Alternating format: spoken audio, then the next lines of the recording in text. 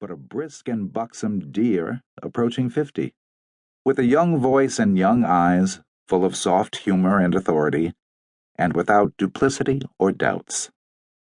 They scouted the opposition for a moment, decided there was none, and fell into each other's arms.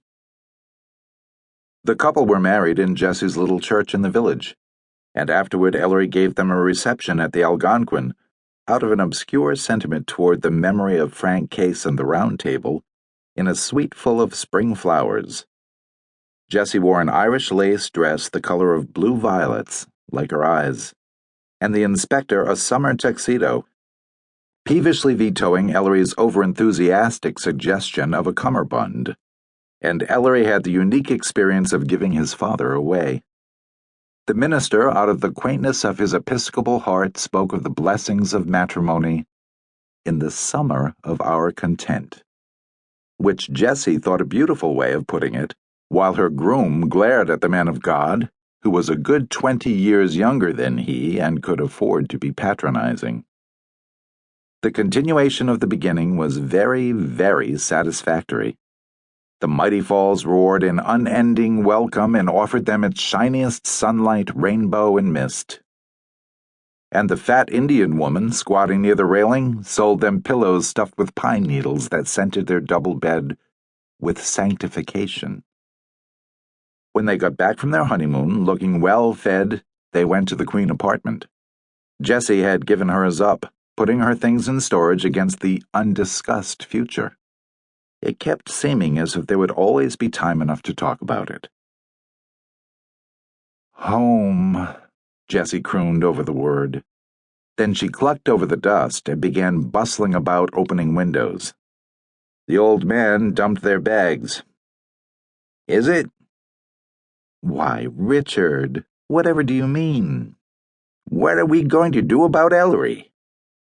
So it came out. Oh, pooh, Jessie said. I made up my mind long ago. Ellery will live with us, and that's that. She went hunting for a dustcloth. Maybe he will, the inspector mumbled. And then again, maybe he'll have something to say about it. He usually does. And he began thumbing through the accumulation of mail he had found waiting for him. We'll see. We won't see, Jessie said, reappearing. You haven't lost a son. You've gained a wife.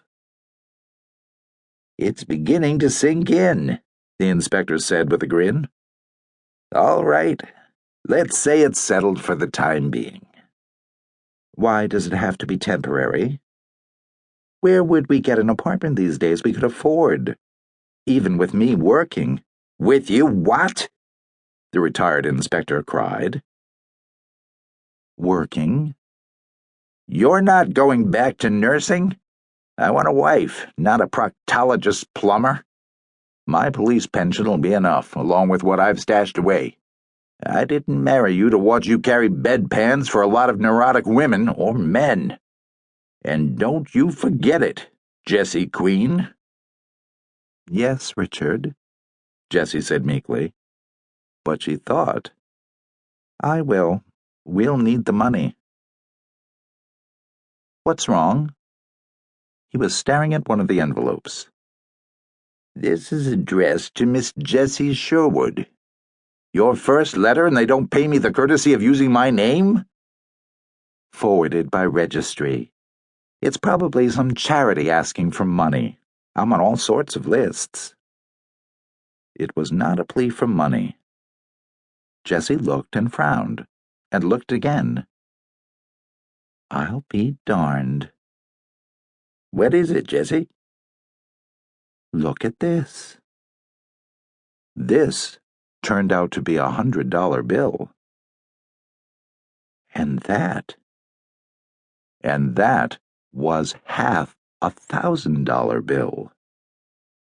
The inspector frowned at the pretty portraits, too. Experience had taught him that mysteries starting out with unsolicited lucre had a way of turning nasty toward the end, if not sooner.